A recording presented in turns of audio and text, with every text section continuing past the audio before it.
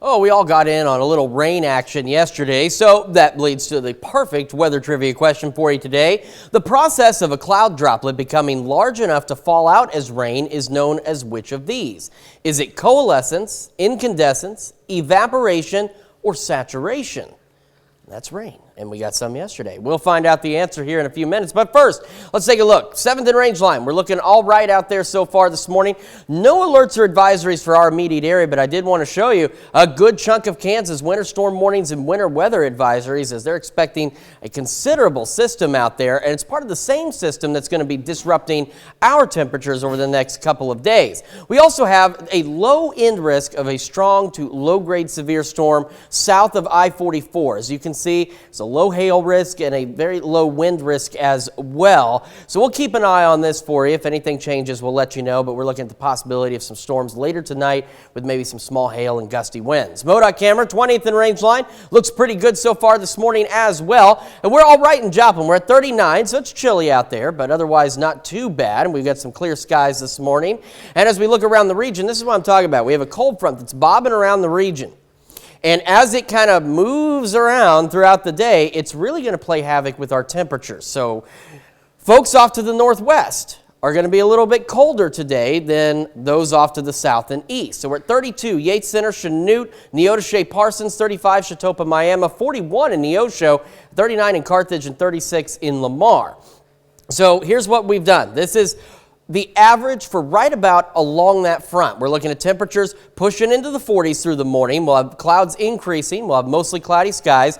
Now in the Joplin area, we're looking at highs right around 52. We could have some wind gusts 20 to 25 miles an hour. Now, in parts of southeast Kansas, again, say Yates Center, Chanute, Neodesha, we may get highs in the upper 30s, possibly the lower 40s. But if you go southeast, we'll say Anderson, Monette, Cassville, you may see highs in the upper 50s to near 60. All depends on the placement of the cold front through the day, but we'll all have mostly cloudy skies. We'll remain mostly cloudy as we head into the evening, and then again, this evening between about 9 and midnight could see some showers and thunderstorms along and south of I-44. We're looking at a low of 31 once this front pushes through. So here's what we're looking at in terms of the placement of this front. And as the day progresses and that front tries to shift off to the southeast, if it makes it this far southeast, we may warm up into the lower 50s in, say, Joplin, Carthage, Pittsburgh, and then we'll start to cool down because we'll be on the back side of it. But this front could possibly even turn around and reverse itself later in the day, which would cause us to start to warm back up again in some of the areas that cooled down. Then again, as we head into tonight, we're looking at shower and thunderstorm chances along and south of I-44. And as we get into late tonight and early tomorrow morning, we're looking at the possibility, once this system actually starts to get out of here, we get on the backside of it, of some light snow, maybe a light wintry mix in some of our northwestern counties. And that shouldn't add up to much, but it could certainly cause a few slick spots on area roadways.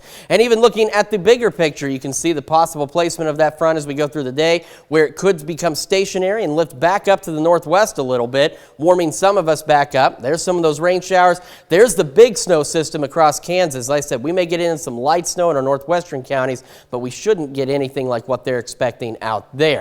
All right, back to our weather trivia question. So the process of a cloud droplet becoming large enough to fall out as rain is known as which of these? Is it coalescence, incandescence, evaporation, or saturation? Well, if you picked A, coalescence, you would be right. See, the average raindrop contains about 1 million times as much water as a single cloud droplet. That's why when it gets heavy enough and the cloud can no longer support it, we get rainfall like what we got yesterday, and we are in need of that rain. The good news is, so far for the year, we're just a pinch above average, and if we can keep that up, that'll certainly help with our drought situation, which is still not fully recovered since last summer. All right, we get cold tonight. Only 35 tomorrow, down to 22 Thursday night. A little bit warmer on Friday as we go into the lower 40s, but more sunshine. We start to gradually warm up through the weekend, and then we start to see the roller coaster go back up as we get back into the 50s to near 60, maybe some rain showers Monday and Tuesday. More rain possible Wednesday, a little bit cooler, 56. We make it up to 64 Thursday, and then we've got another wave coming through that's going to kick our temperatures down another 40-some-odd degrees again Thursday night as we go from 64 down to 20 for our low, and then we only make it up to 37 by next Friday. So this roller coaster ride is not over yet, and this is something that I've noticed over the years seems to happen as we start to creep into spring. We get these little peaks of spring, and then winter says, whoa, whoa, whoa, I'm not done yet. So we got a lot to get through, and thankfully we have some additional rain chances out there as well. We're back with more right after this.